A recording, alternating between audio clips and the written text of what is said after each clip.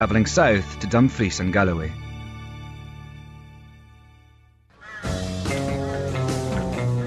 In Scotland's isolated villages, you can sometimes feel like the stranger in town, off the beaten path, in a mysterious place where anything might happen.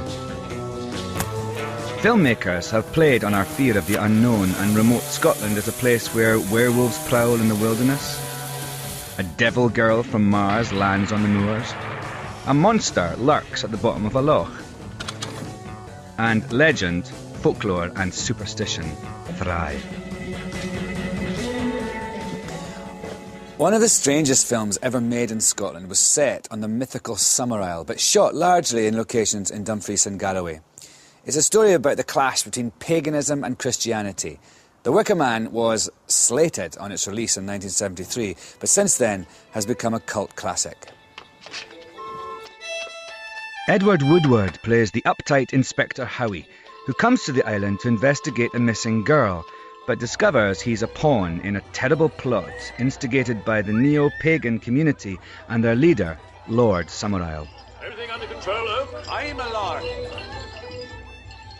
The film plays and updates the kind of classic cliches of the unwelcome person that you get from 50s Western films. The stranger kind of opening the doors of the saloon and the music stops. The music stops for Howie as soon as that plane lands on that water. You send the dinghy, please. I'm afraid it can't be done, sir. This is private property. You can't land here without written permission. He's a rigid churchman, and he's Calvinist of the extreme. So when he gets over to the island and all these bizarre things happen, it's an enormous shock to him. And it becomes evolved in a story of sort of medieval proportions, really.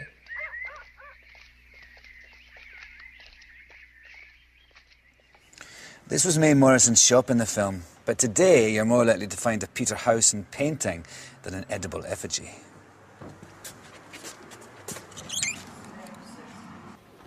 Hi, Maureen. Hi, dear. Hi, nice Alan. to meet you. You too. Hi. So this is your gallery. Do you get Wicker Man fans coming to pay homage? We get a lot of young people, normally students, whatever, coming in.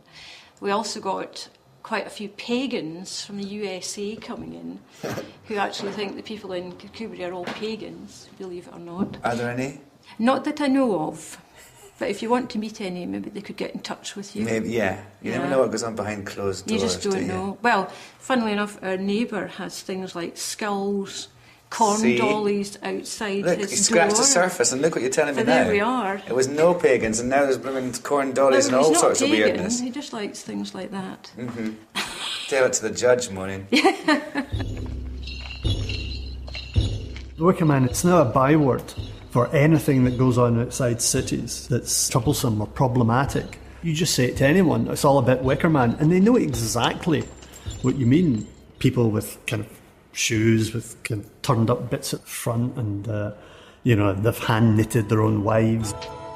One of the most troublesome things for Howie is the islanders' free love attitude to sex, and staying in a room next to Britt Ekland, temptation comes a-knocking.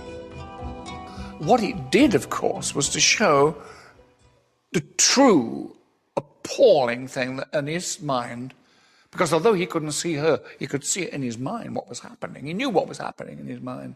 And this was real paganism. And she was really tempting this man. Jane, you also had an involvement in the film. What was that? I did a body double for Britt. I thought you were going to say that because you have a startling resemblance to her. Well, that's what they approached me and said, had anybody told me that? And I said, no, but they asked, so I did it. So were you doing the boom, boom, yes, boom, boom? That was me. That must have been fun. It was fun. And do you ever have a little bang on your wall just for old time's sake? All the time, yeah. I'm the pagan in the clothes that Maureen was talking about. See, I knew there were pagans in Kirkcudbright. I found one. The Wicker Man's depiction of religion draws on the twin Scottish traditions of Calvinistic repression and ancient Celtic mythology. Not a very morally clear movie, which is perhaps one of the reasons it has an enduring fascination, because Edward Woodward's definitely got that hint of the wee free about him, and it does contrast the more life-affirming aspects of as the pagan culture is depicted. Literally life-affirming in that it's largely about fertility rites. One of the most evocative places in the film is the tiny village of Anworth, and it's here I'm going to meet with director Robin Hardy to find out why he was drawn to these Scottish locations. Hi. Nice to meet you. We've come to see the Wicker Man locations. Mm-hmm. And this is one, isn't it? This is an important one, yes. Action came from over there behind us. There was a maypole there, just the other side of that wall. Right.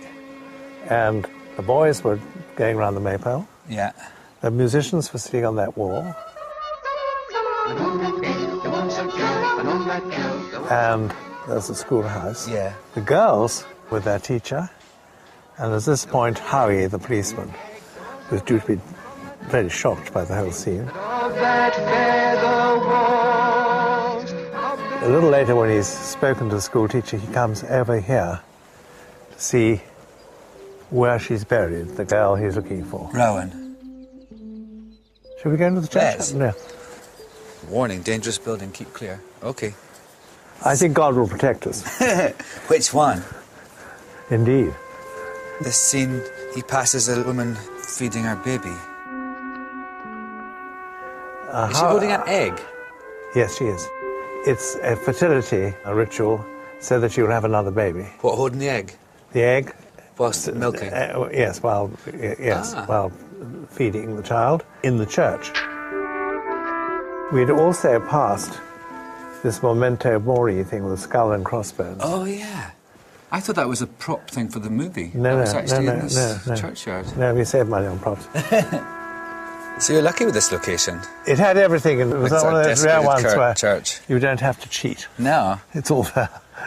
It's a really unusual film in that it portrays Scotland in a very different way to what people had portrayed it in films up to then. We felt that there was a tremendous tradition of Celtic music and so on and so forth, and that if you had a pagan island, it would use all the beautiful and musical things that are in the Scottish culture, but also contrast them to the more Puritan aspect in Scottish culture. Country of contradictions, definitely. Yeah. Do you think it was ahead of its time, or was it of its time? I think it's still ahead of its time. People don't expect you to mix genres. They don't expect to have comedy in a horror film. No. They don't expect to have, rather charming sex in a horror film. They don't expect to have lovely songs in a horror film. But all those things exist in life. And if something suddenly becomes horrific, it's 10 times as horrific if it comes out of normal life. Exactly. It's certainly not a horror film in the conventional sense, in that the scares in it are not really scares, they just make you unsettled. And there's weird things like the toad in the mouth of the child. In he goes. And they lift up the desk in the school, and there's a beetle tied to a nail going round and round. It's really odd. There's a scene where there's just what appears to be dried out intestines on a gravestone. What is it? The poor wee lassie's navel string. It's things like that cumulatively the effect they have is to make you think this is actually really creepy. I'm here at the Ellengowan Hotel in Creetown, which was used as the interior for the Green Man Inn in The Wicker Man. I'm going to go inside, and I wonder if any of the original cast of The Wicker Man might be inside. Ian Cutler was just 18 when he fiddled along to Body Bar Sing-Along, The Landlord's Daughter, here in this very bar. Her name is Pension. The parts of every gentleman do stand up at attention. It's quite raunchy. It is a bit raunchy, isn't it? Was it raunchy times making the film? I think it was for the older people in the film, yes. I sort of all passed me by, really. Why were you, going to bed with a good book? Oh, yes. What do you think is the secret of the lingering success and love of The Wicker Man? I think a lot of the folk lore in it is actually very accurate. And, a lot of films sort of overdo it and go a bit far, but it is actually, they are all genuine folklore customs, and the music was very different, and we had a lot of fun up here while we were doing it. The Landlord's Daughter is a pretty good sort of indication of how sort of venal and sexual they are. You get the sense straight away that these people are kind of deviants, but deviants in a very kind of hairy, organic sort of free range. The free range deviants, that's what they are. The scenes where Howie finally meets his fate at the hands of these free range deviants were filmed here on the cliff tops at Burrowhead. So this is where it was. The procession came up from the cliff edge, with Howie being pushed forward by the giant. Oh, God! It's down there when he went, "Oh, Jesus Christ! Oh, Jesus Christ!" Yes. That's a good line. Oh, Jesus Christ! They all said to me before, look, I had a day off, would you like to come along and see the Wicker Man? And I said, no, I don't want to see it. I saw it as the audience see it. And you get the same amazement. Was it a difficult scene to shoot this? I mean, it looks quite complex. It all sort of worked to clockwork, as it were, because the animals were put up in cherry pickers. Then Edward was put up there in his little niche, and I was up there with him, and the goats were urinating on him, and the cawing and the crying was incredible. Oh, God. I humbly entreat thee for the soul of this thy servant Neil Howie. In 65 years of being an actor, I have never, ever known such terror. Although everybody assured me that it can't catch fire up here because it's all been, especially flame-proofed. You sit up in a head, 50 or 60 feet up or whatever it is, made of wicker, and start acting your socks off.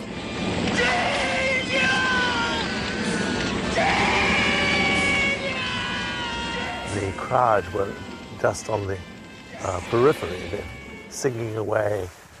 Summer is a coming in, summer is a coming in, loudly sing cuckoo. And suddenly the man started to break, and down he went, and there where the sun is right now, perhaps a little lower. A little lower, probably a little redder. It just went straight down, and the incredible thing was that it worked first time. Wow. The head collapsed with the sun behind it. I think one of the best shots I've ever seen in a movie. The Wicker Man may depict a Scotland of superstition and religious extremes, but its cult status continues to grow and is celebrated here in Dumfries and Galloway with an annual Wicker Man festival. Before they start looking for the next sacrifice, I think I'll head for the city.